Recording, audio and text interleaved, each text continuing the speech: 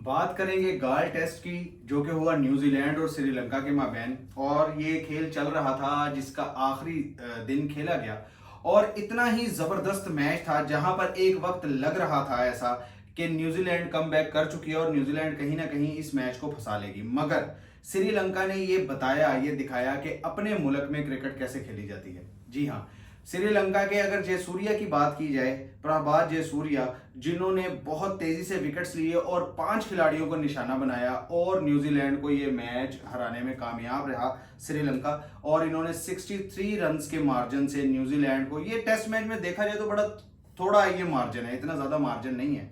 और detail discussion बाद में करते हैं, मगर शुरू में मैं आपको जरा इनके स्कोर्स कार्ड की तरफ मैं बताता चलूं।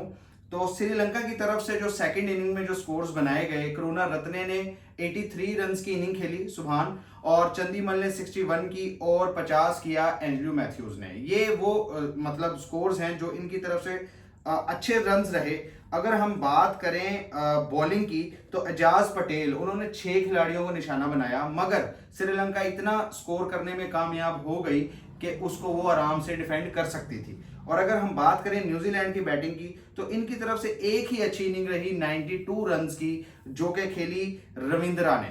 जी हाँ, यंग प्लेयर हैं, बहुत जल्दी इन्होंने इंटरनेशनल अपनी दुनिया में अपना एक नाम बना लिया है।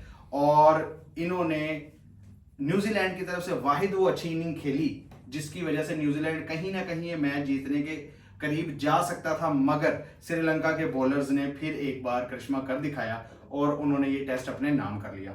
सुभान, अगर इस टेस्ट की हम बात करें तो इस टेस्ट ने बहुत से हिचकोले खाए हैं।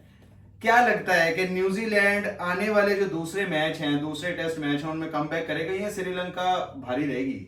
मुझे लगता है कि ये श्रीलंका जिस कंडीशंस में खेल रहा है, इन कंडीशंस के अंदर श्रीलंका को हराना एक मुश्किल काम है। दूसरा, ये जयसूर्या की बहार आई हुई है। जयसूर्या 2 हो गए हैं, एक पीछे बैठा है, बिल्कुल, एक कोच है और एक खिलाड़ी है। वो जो जयसूर्या कोच है ना, जो बाहर बैठा है, वो भी अपने वक्त का जयसूर्या था और उसकी वजह से ये जयसूर्या का नाम बहुत मशहूर हुआ था। और उसके बाद आप ये जो जयसूर्या आया ना, लेफ्टी बॉलर, ये जयसूर्या उसकी लाज रख रहा है, उसके नाम की लाज रख रहा है, उसके नाम में मजीद बरकत का इजाफा और बरकत का और इसके नाम के अंदर मजीद इज्जत के लिए बाइस बन रहा है। और ये ऐसा शानदार बॉलर है। 15वां मैच है, 8 मरतबा 5 विकेट्स इनिंग ले चुका हुआ है, 8 मरतबा। ये बहुत बड़ी बात है, ये बहुत बड़ी बात। इस वक्त उसकी 88 विकेट्स हो चुकी हुई है। बड़ी तेजी के साथ ये विकेट्स को जो है ना पहाड़ अबूर करता जा रहा है, सर करता जा रहा है। और जिस तरीके से ये बॉलिंग करता है, खास तौर पे एशियन कंडीशंस के अंदर, ये सबसे मुश्किल बॉलर है। इसने पाकिस्तान को बहुत मुसीबत में डाला था, बिल्कुल, लेकिन पाकिस्तान फॉर्चुनेटली इसके कहर के बावजूद सीरीज जीत गया था। न्यूजीलैंड क्योंकि इस वक्त क्या कह सकते हैं इसको, कि वो स्पिन के इतने अच्छे प्लेयर नहीं है, फास्ट विकेट्स पे बहुत अच्छा खेलते हैं, तो इसलिए श्रीलंका ने उसको अपने स्पिन के जाल में फंसाया हुआ है।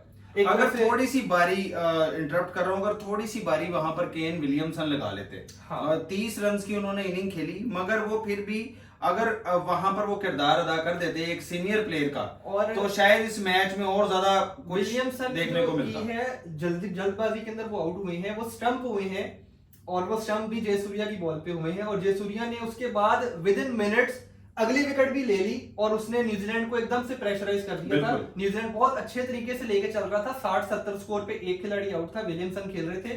विलियमसन ने कदमों का इस्तेमाल किया कि मैं इसको आगे निकल के एक हल्का सा पुश करूंगा कवर के ऊपर से, लेकिन वो बॉल ज्यादा ब्रेक हो गया और विलियमसन जज ना कर पाया। बहुत नपी तुली बॉल करते हैं प्रभात जयसूर्या, इसमें कोई शक वाली बात नहीं है। और एक और खिलाड़ी जिसकी अब मैं बात करने जा रहा हूं, उसने तो नपी तुली बॉल के अंदर इतने रिकॉर्ड लगा दिए हैं कि अगर मैं बात करूं कि मथाया मुरलीधरन की 800 विकेट्स थी, तो ये दूसरे नंबर पे शायद ये हों, if I am not wrong, Ravichandran Ashwin, इनकी 750 विकेटें हो गई हैं सुभान।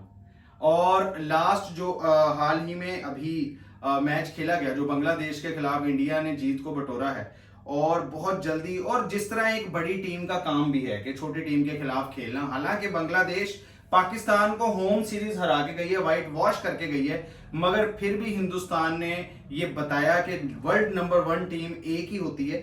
और 750 विकेटों का ये पहाड़ उन्होंने पार किया है रविचंद्रन अश्विन ने, बल्कि इस मैच में 100 भी किया उन्होंने, सेंचुरी भी स्कोर की, और उसके बावजूद उन्होंने 6 खिलाड़ियों को शिकार किया और यूं वो प्लेयर ऑफ द मैच रहे। हिंदुस्तान और बांग्लादेश के मैच के बारे में अश्विन की जितनी तारीफ की जाए वो कम है। एक तो ये सबसे बुजुर्ग प्लेयर बने हैं इंडिया की तरफ से जिन्होंने इतनी एज के अंदर 38 ईयर्स की उम्र में 5 विकेट्स हासिल की हैं। एक ये एजाज उनके पास है। दूसरा, एक मैच में 5 विकेट्स, एक इनिंग्स में 5 विकेट्स, और उसी मैच में सेंचुरी स्कोर करने वाले 4 मरतबा ये कारनामा अंजाम दे चुके हैं। ये दूसरे प्लेयर बने हैं। इस वक्त सबसे नंबर 1 के ऊपर इयन बोथम है जिन्होंने 5 मरतबा ये कारनामा अंजाम दिया था। ये 4 मरतबा कर चुके हैं रविचंद्रन अश्विन के। इन्होंने सेंचुरी स्कोर की और 5 विकेट्स उसी मैच में हासिल की, तो ये 4 मरतबा हो चुका है। एक और चीज इनके बारे में मैं बताता चलूं कि महेंद्र सिंह धोनी कितना बड़ा नाम है। टेस्ट मैचेस में उनकी भी 6 सेंचुरी हैं और रविचंद्रन अश्विन की भी 6 सेंचुरी और इनकी और ये उनके यस विकेटों का तो क्या ही कहने। और अगर बात करें पाकिस्तान कब जी चल रहा है और हमारे एक बड़े तेज तरीन बॉलर जो कि जब कोई मेन टूर्नामेंट आने लगता है तो वो इंजरी करवा के जख्मी, अल्लाह उनको शिफा दे और वो पाकिस्तान का असासा है। पर उसके बावजूद अगर हम देखें तो जब भी कभी कोई एक मेन इवेंट आता है तो हमारे उस बॉलर को नजर लग जाती है। ये नजर लगती है या ये लैक ऑफ अवेयरनेस है कि किस तरह फील्डिंग करनी है, किस तरह बॉलिंग करनी है, या किस तरह ग्राउंड पे रहना है? मुझे ऐसा लगता है एक तो कुछ प्लेयर्स के अंदर थोड़े से वो नाजुक होते हैं, मुझे लगता है, क्योंकि कुछ प्लेयर्स जो होते हैं एफर्ट ज्यादा करते हैं। देखें 3-4 तरह की कैटेगरीज है प्लेयर्स की। कुछ एफर्ट ज्यादा करते हैं, उसके अंदर उनको इंजरी हो जाती है। अब जब किसी प्लेयर के बारे में पता हो कि ये एफर्ट ज्यादा करने से इंजर होता है तो उसको खुद ये चाहिए कि उसकी एफर्ट में थोड़ी सी कमी आ जाए, या वो अपने आप को फिजिकली इतना स्ट्रॉन्ग कर ले। दुनिया के प्लेयर बहुत एफर्ट करते हैं, खासतौर पे अगर आप Australia, India, south Africa, New Zealand के बॉलर्स को देखें तो वो तो बाउंड्री के ऊपर उड़ते हुए कैच पकड़ लेते हैं, बाउंड्री के साथ वो जाके लगते हैं, बोर्ड्स के साथ, होर्डिंग्स के साथ जाके टक्करें होती हैं, खड़े रहते हैं। कभी उन्होंने नहीं कहा कि मेरी टांग में दर्द है, सर में दर्द है, बाजू टूट गया, टांग निकल गई, कुछ नहीं। हमारे यहाँ पे जो होता है कि एक स्लाइड लगाते हैं अपनी मर्जी से और टांग पकड़ के कहते हैं टांग टूट गई, टांग टूट गई। अच्छा, इसमें 2-3 चीजें जो मैंने नोट की हैं वो ये है। एक तो ये उस टूर्नामेंट से पहले अपने आप को जख्मी करवाते हैं जो कि रेड बॉल का होता है। बिल्कुल।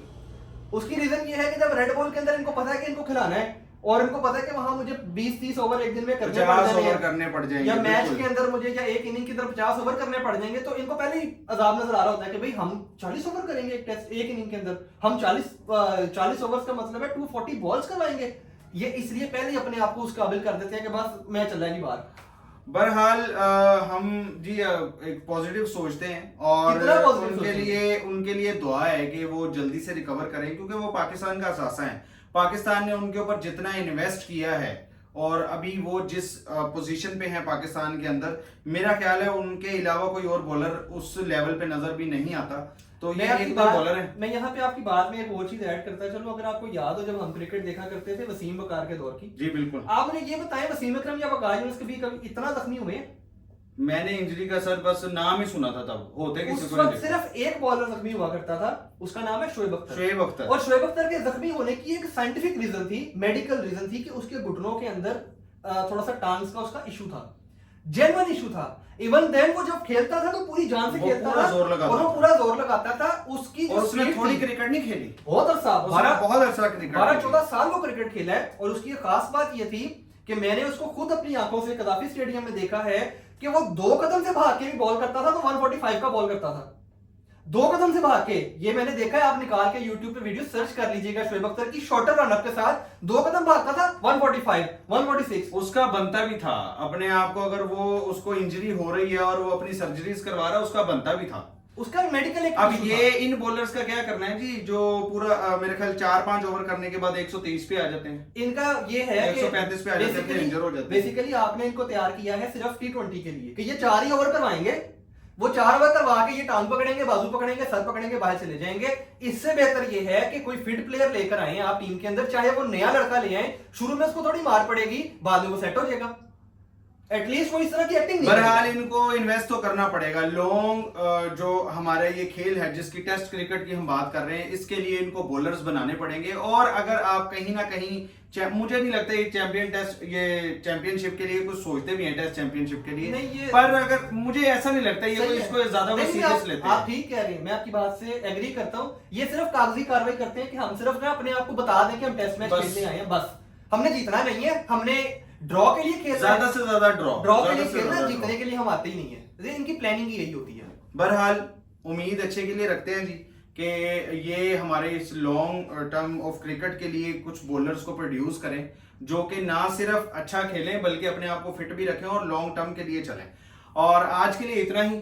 गूगली क्रिक को देखते रहिए, इसे लाइक कीजिए, इसे सब्सक्राइब कीजिए, ज्यादा से ज्यादा शेयर कीजिए। और सुभान का एक चैनल है O2 के नाम से, उसे भी लाइक कीजिए, सब्सक्राइब कीजिए, शेयर कीजिए।